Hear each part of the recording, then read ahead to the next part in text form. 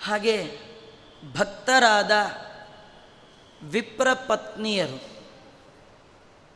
ಅವರು ಭಗವಂತನ ಭಕ್ತರು. ದತ್ತಾನ್ನದಂತೆ ಭಕ್ತರಾದ ಸ್ವಕೀಯರಿಂದಲೂ ಕೂಡ ದತ್ತವಾದ ಇಂದ್ರದ ಯಜ್ಞಾರ್ಥ ಅನ್ನವನ್ನು ಕೂಡ ಭಗವಂತ ತಾನು ಸ್ವೀಕಾರ ಮಾಡಿದ್ದಾನೆ. ಕೃಷ್ಣ ಹತ್ತಿರ ಬಂದಾಗ ಆ ಹೆಣ್ಣು ಮಕ್ಕಳೆಲ್ಲ ಕೃಷ್ಣನ ನೋಡಿದ್ರು. ಊಟ ಆಯಿತು. ಕೃಷ್ಣ ಊಟ ಆದಮೇಲೆ ಅವರಿಗೆಲ್ಲ ಗುಂಪಿಗೆಲ್ಲ ಹೇಳ್ದ, ನನಗೆ ಹೊಟ್ಟೆ ಹಸಿದಿತ್ತು, ಹೊಟ್ಟೆ ತುಂಬಿತು, ನಮ್ಮ ಕಡೆಯವ್ರದ್ದು ಎಲ್ಲ ಆಯಿತು, ನಿಮ್ಮಿಂದ ಭಾರಿ ಉಪಕಾರ ಆಯಿತು, ನೀವಿನ್ನು ಹೋಗಿ ಬನ್ನಿ ಇಂದ. ಅವು ಹೆಣ್ಣುಮಕ್ಕಳು ಹೇಳಿದ್ರು, ನಾವು ಯಾರೂ ಹೋಗ್ಲಿಕ್ಕೆ ಬಂದೇ ಇಲ್ಲ ಅಂದರು. ನೋಡಿ, ಇದು ಭಾಳ ಮುಖ್ಯ. ನಾವೆಲ್ಲ ತಿಮ್ಮಪ್ಪನ ಹತ್ರ ಹೋಗ್ತೇವೆ, ನಾವು ಯಾರೂ ಕೂಡ ಇರ್ಲಿಕ್ಕೆ ಹೋಗಿದ್ದಲ್ಲ, ನೋಡ್ಲಿಕ್ಕೆ ಹೋಗಿದ್ದು ಅಲ್ವಾ. ಅದಕ್ಕೆ ದೇವರು ಕೂಡ ನಮ್ಮನ್ನು ಇರಿಸ್ಕೊಳ್ಳಲ್ಲ. ಕೆಲವರು ತಿರುಪ್ತಿಗೆ ಹೋಗುವಾಗಲೇ ಎಷ್ಟು ದಿವಸ ಹೋಗ್ತೀರಿ, ಅಯ್ಯೋ ಹೀಗೆ ಹೋಗ್ತೀನಿ ಹಾಗೆ ಬರ್ತೀನಿ ಅಂತಾರೆ ಅಲ್ವಾ.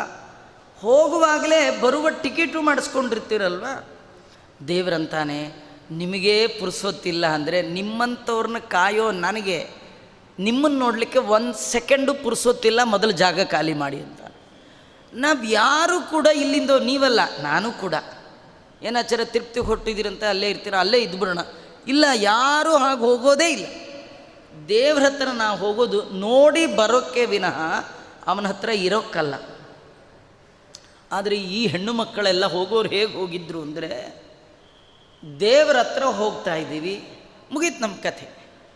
ಅವರು ಪುರಾಣದಲ್ಲೆಲ್ಲ ಏನು ಕೇಳಿದ್ರು, ದೇವ್ರ ಹತ್ರ ಹೋದವರು ಯಾರು ಮರಳಿ ಮನೆಗೆ ವಾಪಸ್ ಬರೋಲ್ಲ ಅಲ್ವಾ. ಅವನ ಪುರಕ್ಕೆ ಹೋದ ಜನರು ಒಮ್ಮೆ ಗನ್ನ ಹಿಂದಿರುಗಾರು, ಯದ್ಗತ್ವಾ ನನಿವರ್ತಂತೆ ತದ್ದಾಮ ಪರಮಮ್ಮಮ. ಭಗವಂತ ಹೇಳಿದ್ದ, ಯಾರು ನನ್ನ ಬಳಿಗೆ ಬರ್ತಾರೆ ಅವರು ಮರಳಿ ಮನೆಗೆ ಹೋಗೋಲ್ಲ ಅಂತ. ಇದೆಲ್ಲ ಪುರಾಣದಲ್ಲಿ ಆಚಾರ್ಯರು ಹೇಳುವಾಗ ರಂಜಕವಾಗಿ ಹೇಳಿದ್ರು. ಆ ಹೆಣ್ಣುಮಕ್ಕಳು ಕೇಳಿಬಿಟ್ಟಿದ್ರು. ಅವರಂದರು, ಈ ಕೃಷ್ಣ ಅನಾಯಾಸ ಬಂದಿದ, ನಾವು ಅವನ ಹತ್ರ ಹೋದರೆ ಮತ್ತೆ ಬರಬೇಕಾದ್ದೇ ಇಲ್ಲ ಅಂಥೇಳಿ ಯಾರ್ಯಾರು ಸಿಗ್ತಾರೋ ಅವ್ರ ಜೊತೆ ಎಲ್ಲ ಸಣ್ಣ ಪುಟ್ಟ ಜಗಳ ಮಾಡಿಕೊಂಡೇ ಬಂದುಬಿಟ್ಟಿದ್ರು. ಇವರೆಲ್ಲ ಕಟ್ಕೊಳ್ಳೋದು, ಬುತ್ತಿಗಿತ್ತಿ ಕಟ್ಟೋದೆಲ್ಲ ನೋಡಿದ್ರು. ಕೆಲವರು ಒಳ್ಳೆ ಮಧ್ಯಾಹ್ನದ ಟೈಮಲ್ಲಿ ಇವರೆಲ್ಲ ಹೊರಟಿದಾರಲ್ಲ ಅಂತ ಜೋರು ಮಾಡಿ ನಿಲ್ಲಿಸಿದ್ರು. ಎಲ್ಲಿ ಹೋಗ್ತಾ ಇದ್ದೀರಿ, ನೈವೇದ್ಯ ಟೈಮು, ನೈವೇದ್ಯ ಇಡಬೇಕು, ಎಲೆ ಹಾಕಬೇಕು, ಬಡಿಸ್ಬೇಕು, ಮುಂದಿನ ಪ್ರೋಗ್ರಾಮ್ ಎಲ್ಲ ನಿಮ್ಮದೇ, ಬೆಳಗ್ಗೆಯಿಂದ ನಮ್ಮದು. ಪುಣ್ಯಾಹ ನಾಂದಿ ನವಗ್ರಹ ಹೋಮ ಹವನ ಮಂತ್ರ ವೇದ ಪಾರಾಯಣ ಎಲ್ಲ ಎಷ್ಟೊತ್ತು ತನಕ, ಎಲೆ ಹಾಕೋ ತನಕ. ಎಲೆ ಹಾಕಿದ ಮೇಲೆಲ್ಲ ನಿಮ್ಮದೇ ಪ್ರೋಗ್ರಾಮ್.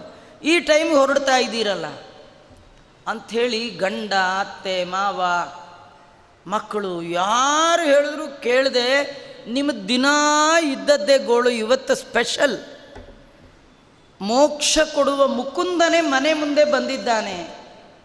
ಈ ಅವಕಾಶ ಬಿಟ್ಟರೆ ಮತ್ತಿಂಥ ಅವಕಾಶ ಸಿಗೋಲ್ಲ ಹೇಳಿ ಅವ್ರು ಯಾರ ಮಾತಿಗೂ ಬೆಲೆಯನ್ನು ಕೊಡದೆ ಅವ್ರನ್ನೆಲ್ಲ ಪಕ್ಕಕ್ಕೆ ಸರಿಸಿ, ಅವರಿಗೆ ಇವ್ರ ಮಾತು ಯಾವುದು ನೆನಪಿಗೆ ಬರಲಿಲ್ಲ. ಇಷ್ಟು ಹೇಳ್ತಿದ್ರು ನೆನಪಾಗಲಿಲ್ಲ. ಅವರಿಗೆ ದೇವರ ಮಾತು ನೆನಪಿತ್ತಂತೆ. ಅನನ್ಯಾಶ್ಚಿಂತಯಂತೋ ಮಾಂ ಯೇ ಜನಾ ಪರ್ಯುಪಾಸತೆ. ಆ ಭಗವಂತನ ಮಾತು ನೆನಪಿಟ್ಕೊಂಡು ಗಂಡ, ಅತ್ತೆ, ಮಾವ, ಮಕ್ಕಳು ಯಾರು ಹೇಳ್ತಿದ್ರು ಕೇಳದೆ ಅವ್ರನ್ನೆಲ್ಲ ಪಕ್ಕಕ್ಕೆ ಸರಿಸಿ, ಅವ್ರ ಜನ್ಮದಲ್ಲಿಯೇ ಹೇಗೆ ಅಂದು ಆ ಥರ ಎಂದೂ ಮಾಡಿಲ್ಲ. ಈಗ ಅವ್ರಿಗೆ ಭಾರಿ ಧೈರ್ಯ, ಯಾಕಂದರೆ ದೇವರೇ ಬಂದಿದ್ದಾನೆ, ಇನ್ನೇನು ನಾವು ನಾಳೆ ಬರಬೇಕಾದ್ದಿಲ್ಲ, ಹೀಗೆಲ್ಲ ಅಂದ್ಕೊಂಡ್ಬಿಟ್ಟಿದ್ರು. ಕೆಲವ್ರಿಗೆ ಸಿಟ್ಟು ಬಂದರೂ ಮಾತಾಡಲ್ಲ.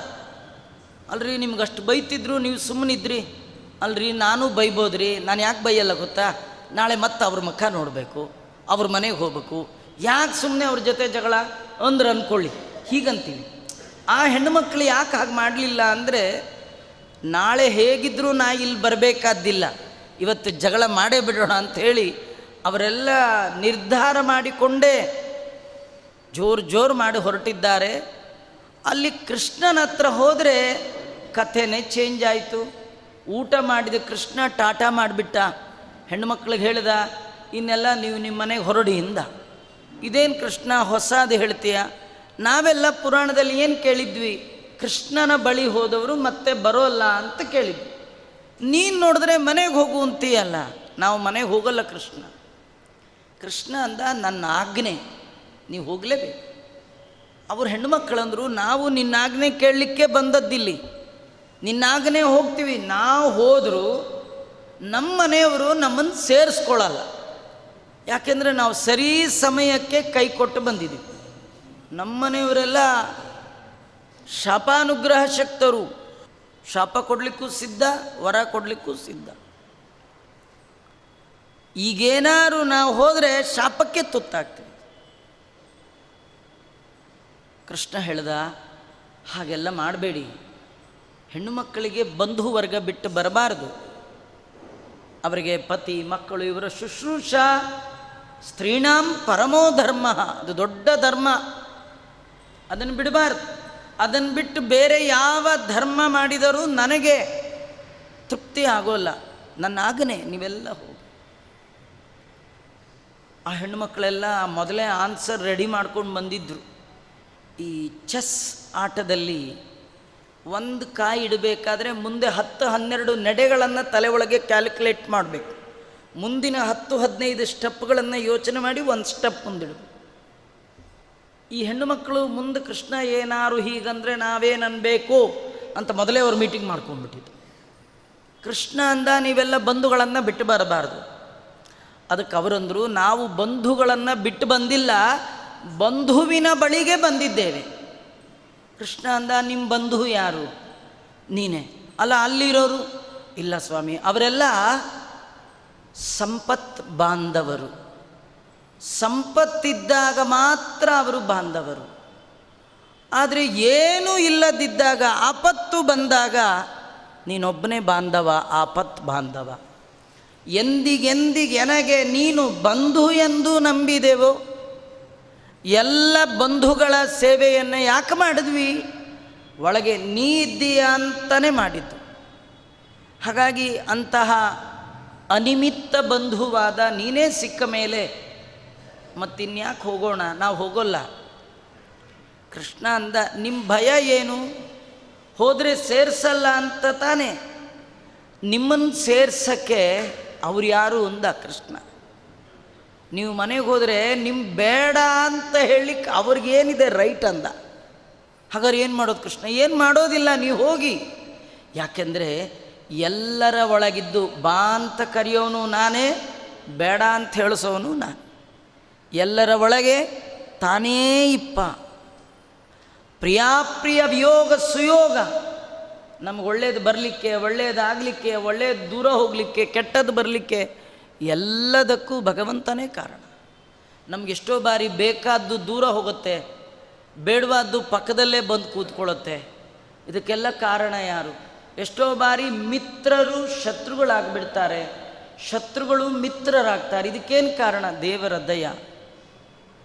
ಕೃಷ್ಣ ಅಂತಾನೆ, ನೀವು ಯಾರು ಶಾಪ ಕೊಡ್ತಾರೆ ಅಂತ ಅಂದ್ಕೊಂಡಿದ್ದೀರಲ್ಲ, ಅವರು ನಿಮಗೆ ಶಾಪ ಕೊಡೋದಲ್ಲ, ನಿಮ್ಮನ್ನು ಸ್ವಾಗತ ಮಾಡ್ತಾರೆ. ನೀವು ಹೋಗಿ ಅಂತ ಹೇಳಿದಾಗ ಕೃಷ್ಣನ ಮಾತಿಗೆ ಬೆಲೆ ಕೊಟ್ಟು ಎಲ್ಲ ಹೆಣ್ಣು ಮಕ್ಕಳು ಹೋಗ್ತಾ ಇದ್ದಾರೆ. ಕೃಷ್ಣನ್ ನೋಡಿದ ತುಂಬು ಸಂತೋಷ ಅವರಿಗೆ. ಅವರೆಲ್ಲ ಒಂದು ಕಡೆಯಿಂದ ಬರ್ತಾಯಿದ್ರು. ಈ ಕಡೆ ಬ್ರಾಹ್ಮಣರೆಲ್ಲ ಮಧ್ಯಾಹ್ನ ಕಾಲ ಎಲ್ಲಿ ಹೋಗಿಬಿಟ್ರಿ ಇವರು, ಸಿಟ್ಟು ಮಾಡ್ಕೊಂಡಿದ್ದಾರೆ. ಶಾಪ ಕೊಟ್ಟೇ ಬಿಡಬೇಕು. ಎಲ್ಲ ಕೈಯಲ್ಲಿ ನೀರು ಹಾಕ್ಕೊಂಡು ಸಂಕಲ್ಪ ಮಾಡಿ ಇನ್ನೇನು ಮನೆಯವರು ಬಂದರೆ ಮುಖದ ಮೇಲೆ ಹಾಕೋದು ಅಷ್ಟೇ ಬಾಕಿ. ಈ ದ್ವಾದಶಿ ದಿನ ಕೈಯಲ್ಲಿ ನಾಪೋಷಣ ಹಾಕ್ಕೊಂಡು ಸೂರ್ಯೋದಯಕ್ಕೆ ಕಾಯ್ತಾರೆ. ಹಾಗೆ ಕಾಯ್ತಾ ಇದ್ದಾರೆ, ಬರಲಿ ಇವತ್ತು ಮನೆ. ಅಲ್ಲ, ಏನು ತಾಕತ್ತಿಲ್ಲದೆ ಇರೋರೇ ನಾವೇ ಅಂತಿರ್ತೀವಿ, ಬರಲಿ ಇವತ್ತು ನಮ್ಮ ಮನೆಯವ್ರು ಗ್ರಾಚಾರ ಬಿಡಿಸ್ಬಿಡ್ತೀನಿ ಅಂತ. ಏನು ನಮ್ಮ ಗ್ರಾಚಾರ ಬಿಡಿಸ್ದಿದ್ರೆ ಸಾಕಲ್ಲ. ಅಲ್ಲಿ ಎಂಥ ಅವ್ಯವಸ್ಥೆ. ಬ್ರಾಹ್ಮಣರೆಲ್ಲ ಕೈಗೆ ನೀರು ಹಾಕ್ಕೊಂಡಿದ್ರೆ ಆ ಹೆಣ್ಣು ಮಕ್ಕಳೆಲ್ಲ ಬರ್ತಿದ್ರೆ ಅವ್ರ ಮುಖ ನೋಡ್ತಾ ನೋಡ್ತಾ ಈ ಬ್ರಾಹ್ಮಣರಿಗೆಲ್ಲ ಅನ್ನಿಸ್ತಂತೆ, ಇದು ನಮ್ಮದು ಹಳೇ ಹೆಂಡತಿ, ಆದರೆ ಮುಖದಲ್ಲಿ ಮಾತ್ರ ಹೊಸ ಕಳೆ. ಹಳೆ ಹೆಂಡತಿ ಮುಖದಲ್ಲಿ ಹೊಸ ಕಳೆ ಎಲ್ಲಿಂದ ಬಂತು? ಮುಖೇ ಬ್ರಹ್ಮವರ್ಚಸ್ಸಿ ತರಹ. ಪರಬ್ರಹ್ಮನಾದ ಕೃಷ್ಣನನ್ನು ನೋಡಿದ ಮುಖದ ಕಾಂತಿ ಅದು. ದೇವರನ್ನು ಕಂಡವರ ಮುಖವೇ ಬೇರೆ ಥರ. ನಾವು ಕಂಡವ್ರ ಮುಖ ನೋಡಿರ್ತೀವಿ, ದೇವರು ಕಂಡವ್ರ ಮುಖ ನೋಡಿಲ್ಲ. ಯಾರ್ಯಾರ್ದೋ ಬೆಳಗ್ಗೆಯಿಂದ ಯಾರ್ಯಾರ್ದೋ ಮುಖ ನೋಡಿ ನಮ್ಮ ಮುಖ ಕೆಟ್ಟದಾಗ್ಬಿಟ್ಟಿರುತ್ತೆ. ದೇವರ ಮುಖ ನೋಡಿದವರ ಮುಖ ನೋಡಿ ಅದು ಬಾಡೋದೇ ಇಲ್ಲ. ನಾವೆಲ್ಲ ರಾಯರು ನೋಡಲಿಲ್ಲ, ಆದರೆ ರಾಯರ ಬೃಂದಾವನದ ಮುಂದೆ ಕೂತ್ರೆ, ರಘುತ್ತಮ ಸ್ವಾಮಿಗಳ ಬೃಂದಾವನದ ಮುಂದೆ ಕೂತ್ರೆ ಏನೋ ಒಂದು ನೆಮ್ಮದಿ. ಅದು ಎಲ್ಲಿಂದ ಬರುತ್ತದು, ಯಾವ ವೈಬ್ರೇಷನ್ ಅಂದರೆ ದೇವರನ್ನು ನೋಡಿದವರ ಮುಖದ ಕಾಂತಿ ಅದು. ಹೀಗಾಗಿ ಈ ಋಷಿಗಳಿಗೆಲ್ಲ ಆಶ್ಚರ್ಯ, ನಮ್ಮ ಮನೆಯವ್ರ ಮುಖದಲ್ಲಿ ಇಂಥ ಒಳ್ಳೆಯ ಕಳೆ ಇದೆ. ಆಗ ಅವ್ರಿಗೆ ಯೋಚನೆ ಬಂತಂತೆ, ಎಂಥ ತಪ್ಪು ಮಾಡಿಬಿಟ್ವಿ, ಎಷ್ಟು ಓದ್ಕೊಂಡ್ವಿ, ಎಷ್ಟು ಸಂಸ್ಕಾರ ಆಯಿತು ನಮಗೆ, ಎಷ್ಟು ಹೋಮ ಹವನ ಮಾಡಿದ್ವಿ, ಏನೆಲ್ಲ ಮಾಡಿ ಏನು ಪ್ರಯೋಜನ? ಕೃಷ್ಣನೇ ಬಂದು ಕೊಡಿ ಅಂತ ಕೇಳಿದಾಗ ಕೊಡುವ ಯೋಗ್ಯತೆ ಇಲ್ಲದೆ ಹೋಯ್ತಲ್ಲ. ನಮ್ಮ ಕರ್ಮವನ್ನು ಭಗವಂತ ಅಗ್ನಿ ಮೂಲಕ ತಗೊಳ್ತಾನೆ. ಅಗ್ನಿಯಲ್ಲಿ ಹಾಕಿ ಇಂದ್ರಾಯ ಸ್ವಾಹ, ಅಗ್ನಿಯಲ್ಲಿ ಇಂದ್ರ ಬಂದು ಇಂದ್ರನ ಒಳಗಿರುವ ಪ್ರಾಣದೇವರು ತಗೊಂಡು ಪ್ರಾಣದೇವರು ಕೃಷ್ಣಂಗೆ ಕೊಡಬೇಕು. ಈ ಹೆಣ್ಮಕ್ಳದ್ದು ಇಲ್ಲೇ ಇಲ್ಲ, ಇಂದ್ರ ಪಂದ್ರ ಪ್ರಾಣ ಯಾರಿಲ್ಲ, ಕೃಷ್ಣನ ಹಿಡಿದ ಕೃಷ್ಣನ ಕೈಲಿ ಹಾಕು. ಎಂಥ ಪುಣ್ಯ ಇವ್ರದ್ದು. ಇದುವರೆಗೆ ನಮ್ಮ ಹೆಂಡತಿ ಅಂತ ಇವರು ಫೇಮಸ್ ಆಗಿದ್ದರು, ಇನ್ಮೇಲೆ ಅವ್ರ ಗಂಡ ಅಂತ ನಾವು ಫೇಮಸ್ ಆಗೋದು ಅಂತ. ಏನು ಇವ್ರ ಗಂಡ, ದೇವರನ್ನು ನೋಡಿದ್ರಲ್ಲ ಆಕೆ ಯಜಮಾನ್ರಿ ಇವರು. ಹೀಗೆ ಒಂದು ಪ್ರಸಿದ್ಧಿಯನ್ನು ನಾವು ಪಡೆಯೋಣ ಅಂಥೇಳಿ ಮುಕ್ತ ಕಂಠದಿಂದ ಆ ಗಂಡಸರೆಲ್ಲ ಅವ್ರನ್ನ ಸ್ವಾಗತ ಮಾಡಿದ್ರು ಅಂತ ಕಥೆ.